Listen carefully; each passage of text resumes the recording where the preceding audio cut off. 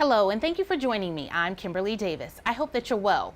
Almost 10 years after President Obama signed the Lilly Ledbetter Act of 2009, women still make less than men. Plus, we have the latest on the protester and former actress who tried to confront Bill Cosby.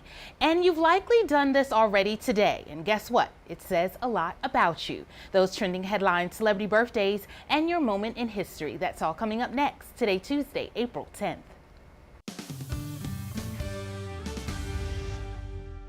Why does the gender wage gap still exist? CNN's Vanessa Yukovic spoke with Lilly Ledbetter and looks at why we still have a long way to go. For every dollar a man earns, a woman makes about 80 cents, and it widens for female minorities.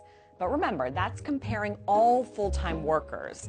That doesn't take into account the type of job or amount of experience. This frail creature strikes her typewriter keys about 40,000 times a day. Back in 1960, women were making 61 cents on the dollar. There are a couple laws that went into effect that are supposed to help with this, like the Equal Pay Act of 1963, which prohibits sex-based wage discrimination between men and women who work in the same place with the same job. And then there's Lilly Ledbetter. I went to work for Goodyear Tire and Rubber in 1979. Worked there for 19 years. Managers in the classification I was in, we got a base pay. Mine at that time was $3,727. That was the base pay per month. Now you have to remember, this goes way back to 1998. And then I found out how much less I was making than the three men that we four had the same job. Two of them was almost 6,000 and one was close to it. So Lilly filed a suit and her case went all the way up to the Supreme Court. But she lost on a rule that said she had 180 days from her first paycheck to file. In 2009, President Obama signed the Lilly Ledbetter Fair Pay Act, which removed that 180-day rule. So, why are we still here? There are some things already stacked against women. First, some gender discrimination still exists. There's also what experts call the motherhood penalty. If women have children, they might take time off from work. And when they return, they might see a drop in their pay long term because they never quite catch up. Women also tend to choose jobs with more flexible hours, often to take care of those children, which tend to pay less. But even after you drill down into specific jobs, the wage gap is still there. Nearly 80% of all elementary and middle school teachers are female, but men still make more than women for doing the same work. And hey, you might be thinking, it's just 20 cents.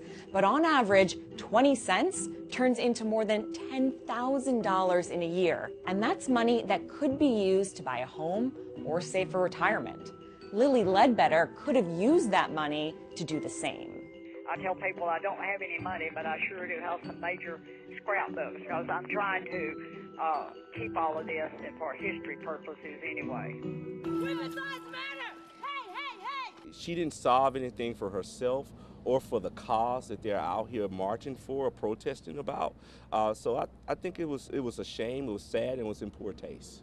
Now to Bill Cosby, back in court in the wake of the Me Too movement. His retrial on sexual assault charges are getting underway. But before he got into the courtroom yesterday, a topless protester confronted the comedian, jumping a barricade. ABC's Lindsay Davis is outside the courthouse near Philadelphia. Just before opening statements began in Bill Cosby's sexual assault retrial, #MeToo met the comedian face to face outside a Pennsylvania courtroom Monday.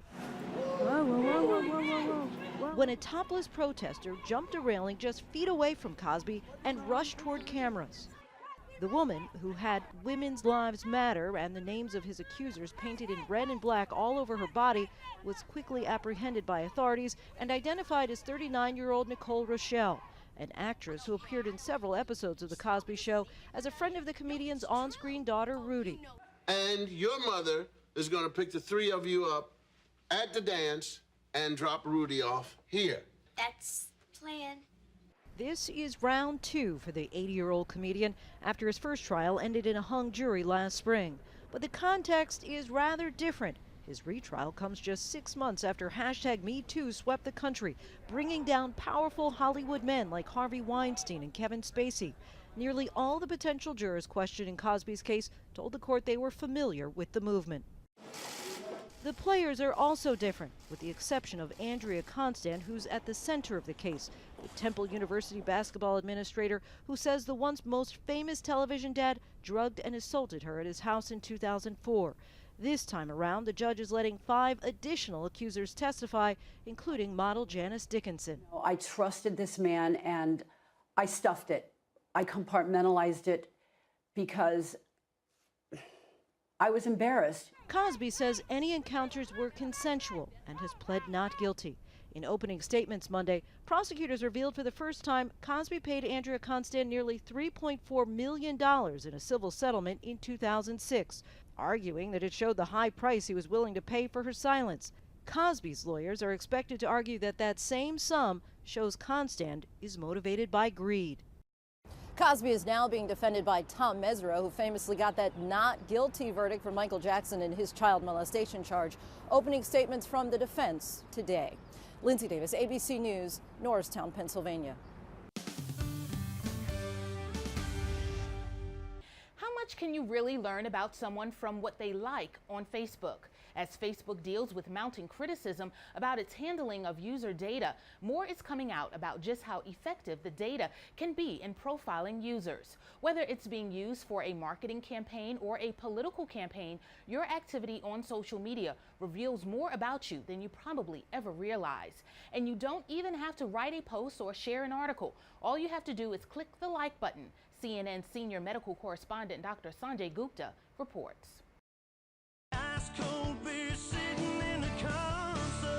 What do country music singer Jason Aldean and curly fries have in common? They can both offer clues about how smart you are. The studies have shown that people who like curly fries have a higher intellectual capacity. They're more intelligent, whereas people who like Jason Aldean have a lower IQ. That may seem arbitrary, but science backs it up. This 2013 study by big data scientist Mihail Koshinsky and others found you can learn a lot about someone, from how smart they are to how satisfied they are, even if they're more likely to be outgoing and active or shy and reserved, just by looking at what they like on Facebook. Timothy Summers, who was not involved in these studies, is a professor at the University of Maryland's College of Information Studies.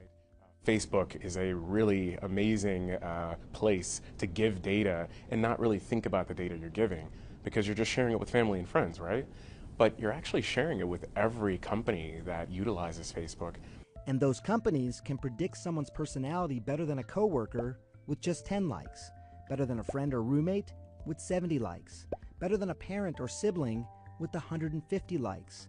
Once they know 300 of your likes, big data knows you better than your spouse, and it can accurately pick your political party 85% of the time. After that, it's all about tweaking your thinking.